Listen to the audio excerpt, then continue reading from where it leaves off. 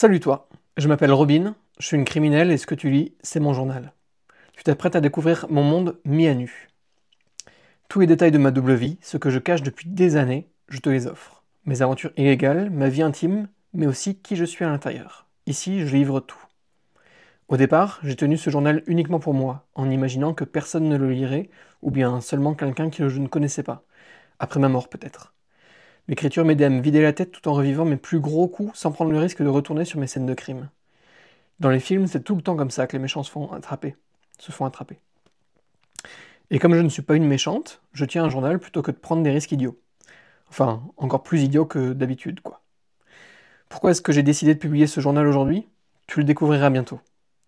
En tout cas, replonger dans mes écrits et les retravailler en y ajoutant une blague par-ci, un commentaire par-là, ça a été un vrai bonheur. Mais bon, trêve de blabla, on largue les amarres pour une croisière vers les rives de mes dérives. Donc ça, c'était le préambule. Et maintenant, on commence le chapitre 1, baptême de l'air. Mon premier vol. Ce jour-là, rien n'est prévu, tout n'est que chance, opportunité, curiosité, audace et encore chance. Un brin de talent aussi? Sûrement. Mais à l'époque, je n'en suis pas consciente. Et je n'assume toujours pas entièrement de l'écrire aujourd'hui. Nous sommes à Paris, dans le 10e arrondissement, il est 6h40, et je pars de la première soirée déguisée de ma vie. Habituellement, je suis assez discrète, mais là, rien ne peut m'arrêter. Je ne bois presque pas, je ne me drogue jamais, mais je viens de découvrir ce qui me fait planer. J'aime être quelqu'un d'autre. Avoir un personnage, un rôle à jouer, une excuse pour être différente. À ce moment-là, je suis Mia Wallace dans Pulp Fiction. J'ai choisi sa tenue de la scène de danse. Chemise blanche longue, pantalon noir, vernis rouge sur mes ongles, fond de teint très clair et, bien sûr, perruque brune, coupée au carré au-dessus des épaules avec une frange. J'adore cette perruque. J'angoissais qu'elle me gratte, mais pas du tout. J'adore. J'ai joué avec toute la soirée. Seul impair à mon costume, j'ai mis des chaussures. Désolé Quentin. On est à Paris, faut rester un peu réaliste quand même. C'est dans cet accoutrement que je quitte la soirée, à peine fatigué et carrément euphorique. J'ai beau avoir fait une nuit blanche, je suis pleine d'énergie. Ça me rappelle le syndrome des premières nuits de couple. On ne dort pas, pourtant, le matin, on pète la forme. J'en suis à cette réflexion quand je vois devant moi un couple de personnes âgées sortir de chez elles. Elles habitent dans un immeuble haussmannien, très élégant, avec une porte en bois impressionnante. Le balcon du deuxième étage croule sous les plantes vertes, cela doit donner l'impression aux locataires d'habiter une forêt tropicale. Ça me fait rêver d'imaginer y vivre. Évidemment, je craque sur l'étage des nobles. Encore qu'aujourd'hui, avec l'ascenseur, l'autre balcon pourrait bien me tenter. Et je serais aussi toute heureuse en habitant l'entresol, juste au-dessus de la rue. Mais bon, mon budget ne me permettrait même pas de vivre à l'étage des pauvres, et j'en suis là à fantasmer sur mon futur logement, plein de charme, alors que j'arrive à peine à payer le loyer de mon petit studio, quand je vois l'homme trébucher puis s'emboutir dans un rétroviseur. Il atterrit au sol en grognant, l'homme, pas le rétroviseur, celui-ci penche, mais tient bon. Sa femme hurle, le chaos vient de s'inviter dans leur vie. Je m'empresse de les rejoindre. Ça va, monsieur? Il tourne la tête vers moi et je n'ai pas besoin d'avoir bossé aux urgences pendant des années pour comprendre qu'il ne s'est pas raté.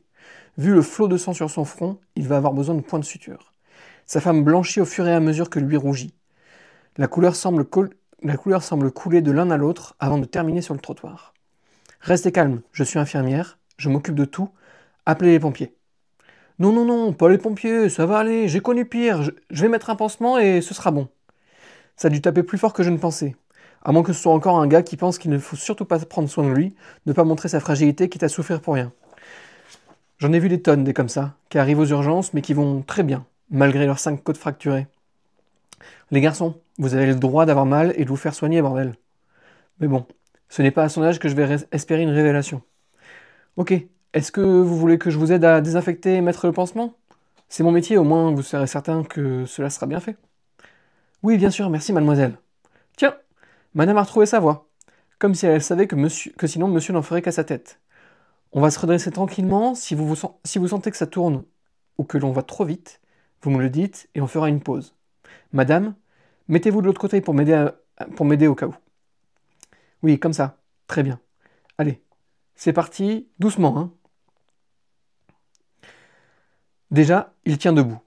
Il prend son mouchoir en tissu et se le colle sur le front. Ça va éponger, mais pour la désinfection, on repassera. Vous habitez à quel étage? Au troisième, l'ascenseur est juste en face. Cool, je vais pouvoir visiter. J'adore, j'adore voir chez les gens. Je suis la première à regarder par les fenêtres du rez-de-chaussée quand je me balade. Je sais, c'est indiscret, mais je parie que tu le fais aussi. Il marche presque sans s'appuyer sur nous. Et il marche droit. Il doit avoir la tête dure. L'ascenseur est assez grand pour qu'on ne soit pas collés les uns aux autres, mais trop petit pour ventiler l'eau de Cologne dans laquelle monsieur a pris un bain ce matin. Vous avez du désinfectant? C'est possible, oui. On va allonger votre mari et vous irez regarder. Monsieur ne conteste plus. Serait-ce à cause de son mouchoir tout poisseux ou des deux femmes qui s'occupent de lui? En tout cas, le patient sera plus simple à traiter. On entre, direction le salon. Attendez, je vais chercher une serviette. Le canapé est neuf. Les priorités, c'est drôle. En même temps, comment lui en vouloir? Son mari n'a fait que minimiser sa blessure et agit comme si de rien n'était. L'inquiétude a naturellement disparu et le naturel est revenu au triple galop. Madame a même retrouvé toutes ses couleurs et une joie de vivre vraiment communicative. C'est peut-être pour ça que monsieur se laisse faire. Il doit avoir peur de se faire engueuler. En attendant, ça me laisse le temps de jeter un œil à l'appartement.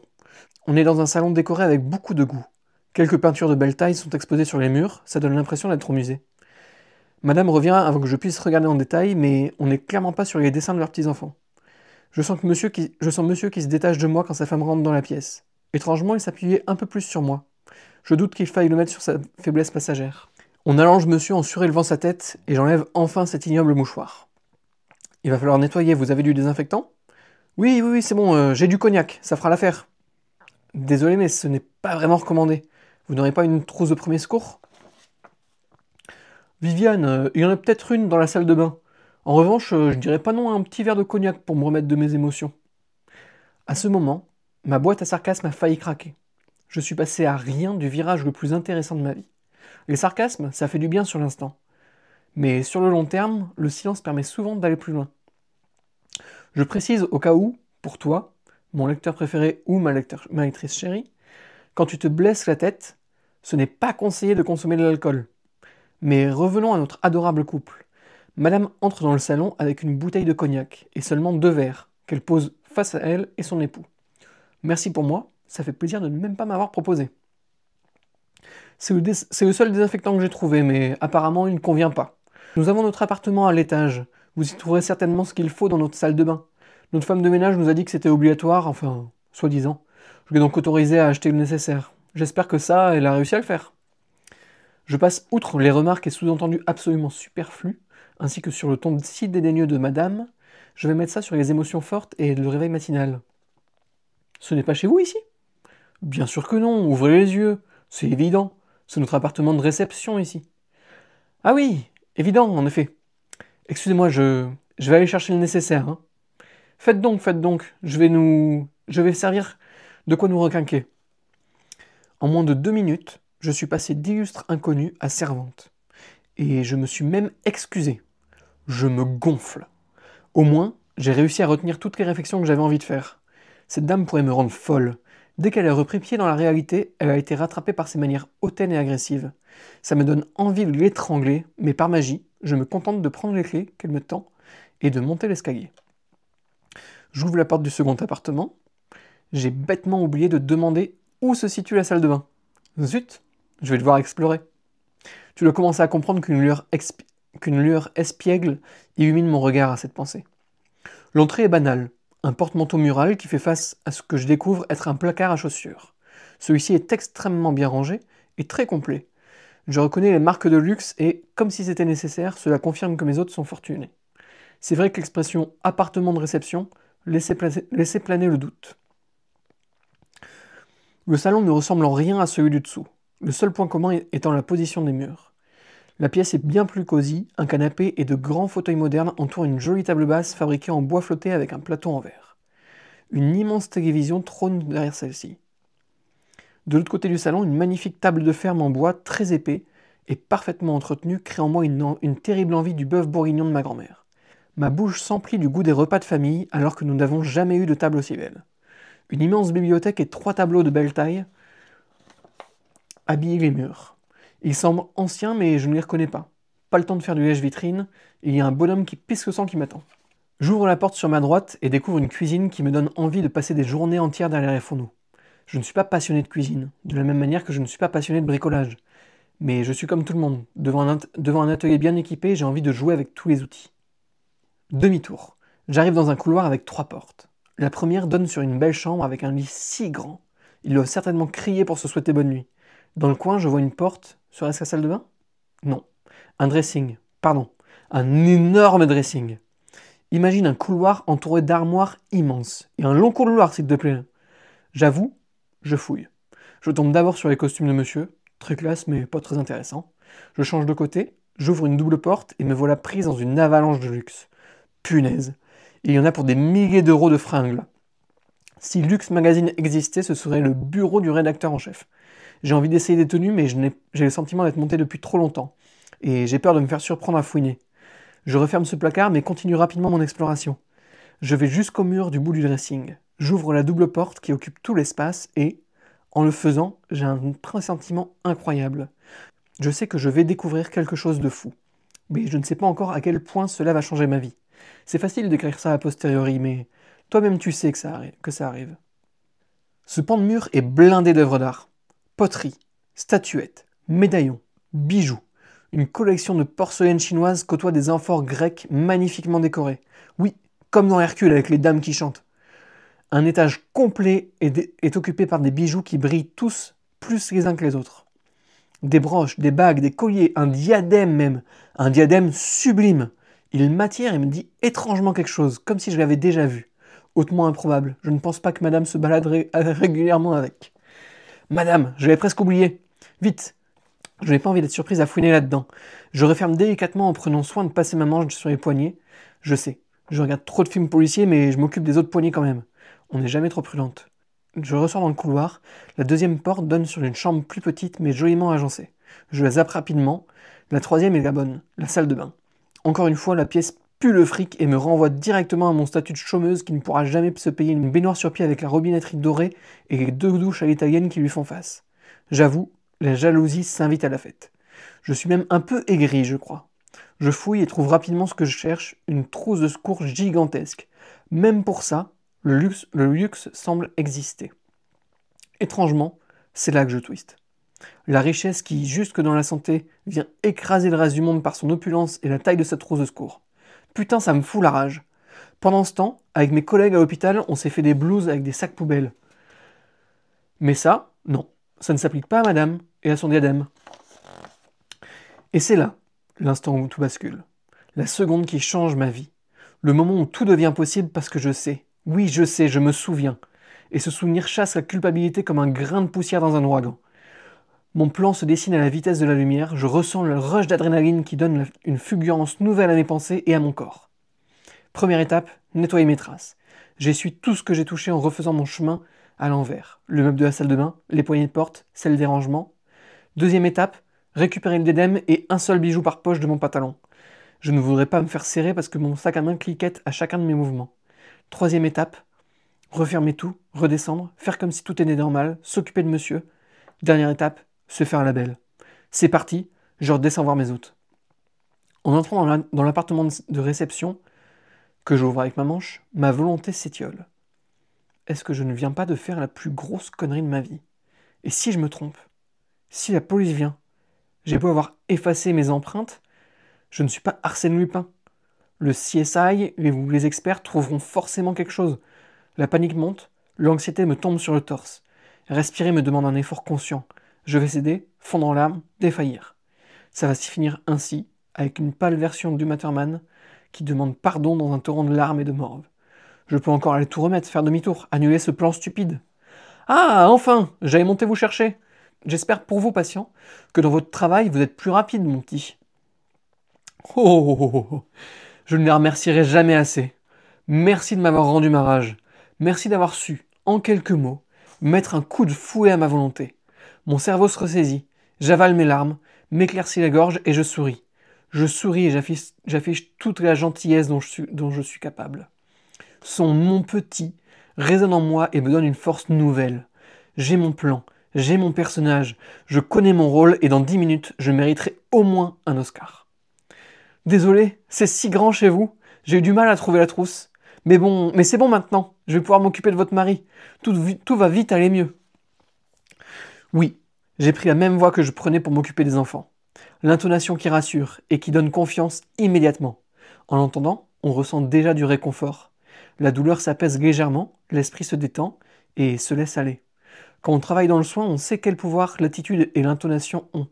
Il y a quelque chose d'animal qui se produit en nous lorsqu'on est en détresse et qu'un congénère vient prendre soin de nous. On se sait fragile et dépendant de la force de l'autre, alors on se laisse faire. Et c'est sans honte que je vais en profiter. Les verres de cognac sont vides, c'est un joker bienvenu. Je sors le vrai désinfectant, les compresses stériles et je nettoie la plaie. Ça ne pique pas trop? Je ne vous fais pas mal? Non, non, tout va bien. N'ayez crainte, vous pouvez procéder. Vous ne vous êtes pas raté, dis donc. Il faudrait quelques points de suture. Les infirmières peuvent faire cela? Autrement, nous avons un ami chirurgien que je pourrais appeler. Au moins, il n'y aura pas de cicatrice. Merci pour ce témoignage poignant de confiance, madame. Difficile de ne pas lui servir une soupe de sarcasme bien chaude en plein dans sa face. La sensation de ces bijoux dans ma poche me permet de tenir mon rôle et l'envie de déguerpir au plus vite me fait accepter cette aide providentielle. Il vaut mieux, oui. C'est quand même pas les mêmes études, infirmière et chirurgien. Je vais vous poser des strips pour stopper le saignement en attendant. Ça risque de piquer un peu. Faites donc, faites donc. J'appelle Yvan tout de suite. 2 minutes et un gros serrage de dents de monsieur plus tard, tout est terminé. Le rendez-vous chez le chirurgien est pris à 10 heures. Pour certains, ça ne traite pas. Excusez-moi, madame, auriez-vous un sac plastique pour que je vous débarrasse de tout ça? Oui, oui, bien sûr. Elle revient rapidement et me donne de quoi supprimer toutes les traces de mon passage. Je lui montre la trousse de secours. Je vous range cela à l'étage? Oui, oui, faites donc. Très bien, je fais vite. Et voilà, le tour est joué. Je ressors de l'appartement, j'essuie les clés et les jette dans la plante verte du couloir. Je prends l'ascenseur, nettoie les boutons tout en pressant le 0, et je quitte cet immeuble sans même un regard en arrière. Façon film d'action quand les héros marchent alors qu'il y a 1000 explosions en arrière-plan. Dans ma tête, j'ai carrément autant de classe que ça. Il est 7 heures à peine passées, toute cette histoire a duré seulement quelques minutes, et j'ai gagné une trousse de soins et quelques babioles. Pour l'instant, je n'ai aucune idée de la valeur de mon butin. Je ne sais pas non plus si j'ai commis une erreur. La seule chose dont je suis sûr et certaine, c'est que je viens de vivre l'expérience la plus excitante de toute ma vie. Et j'ai eu beaucoup de plaisir à vous faire découvrir ça. Ça fait plus d'un an que je bosse sur ce roman, 1 an et demi presque même. Il y a eu pas mal de monde qui a bossé dessus. Et c'était... Là encore aujourd'hui, je vois des trucs à améliorer dedans et tout ça, et c'est terrible. Mais j'y ai passé un temps monstrueux et j'ai kiffé vraiment ça. Et vous le partagez aujourd'hui, c'est trop trop bien pour moi. C'est vraiment... c'est la première fois que je partage un de mes écrits. J'écris depuis, je crois, le CM1 ou le CM2, je me souviens, j'ai un souvenir d'écriture déjà à cette époque-là, et j'ai jamais vraiment arrêté ensuite. Mais j'ai jamais osé partager ce que j'écrivais. Donc j'espère que ça va vous plaire. Euh, Ouais, les petites pointes d'humour, il y en a quelques-unes de temps en temps. Il y a peut-être un petit peu de sarcasme dans le roman. Elle aime bien ça. Le personnage principal, Robin, elle adore ça, le sarcasme. Les petits points, c'est bien Robin et pas Robin. C'est c'est elle, Robin. Voilà. Vous comprenez peut-être un petit peu plus la couverture du coup, où on la voit un petit peu dans cette tenue de Pulp Fiction. Voilà, la couverture est vraiment liée au premier chapitre. Je voulais pas qu'elle dise trop sur toute l'histoire. On pourrait jouer un petit jeu vite fait. On pourrait faire des paris de qu'est-ce qui se passe ensuite. C'est quelque chose avec... Enfin, j'ai un petit peu joué avec les relecteurs et relectrices qui ont bossé sur le roman. Euh, et à chaque fois, il n'y avait pas grand monde qui était dedans. Donc si vous avez des idées de qu'est-ce qui se passe ensuite dans les chapitres à venir, qu'est-ce que, qu'est-ce que va devenir Robin, en quoi, euh, en quoi va se transformer l'histoire, je suis tout oui. Ça me ferait bien marrer de voir vos idées. Perdu pour l'énigme, c'est normal. À l'oral, l'énigme, franchement pas facile. Euh, Même à l'écrit, il y a des choses qui vous aideront. C'est normal d'être paumé. La première énigme, elle est pas compliquée. Elle est pas non plus. hyper simple non plus, mais elle est pas compliquée et c'est vraiment un... Il faut le voir comme un échauffement. Donc j'espère que ça vous fera kiffer.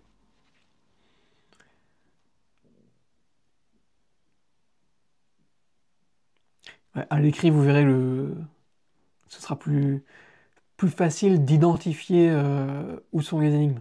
Parce que c'est vrai que là, il y a... Bon, c'est écrit... C'est écrit... Ouais, tiens, d'ailleurs, ce sera comme ça. C'est écrit assez gros et c'est bien aéré. Mais le premier chapitre, malgré ça, il fait quand même, je crois, 11 pages ou un truc comme ça. 15... 15, 24, ouais, 11. Donc oui, il y a un petit peu de... Va falloir fouiller quand même un petit peu. Alors, pour les questions de qu'est-ce qu'on doit découvrir et quel format pour les réponses, ce sera évident quand vous serez en face.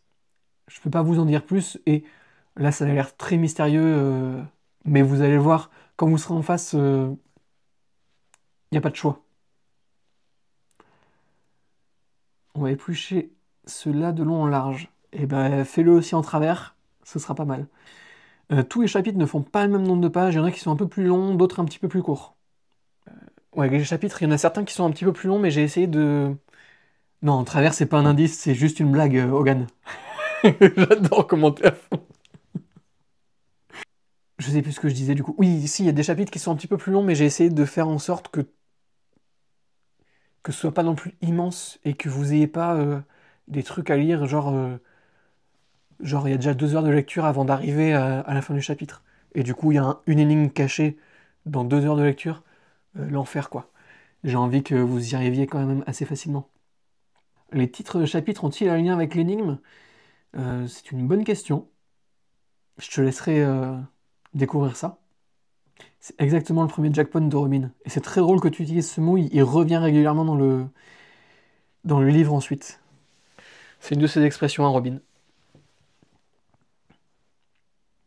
Oui, il y a clairement, si Robin elle devait avoir des parents, ce serait Arsène Lupin et Robin des Bois.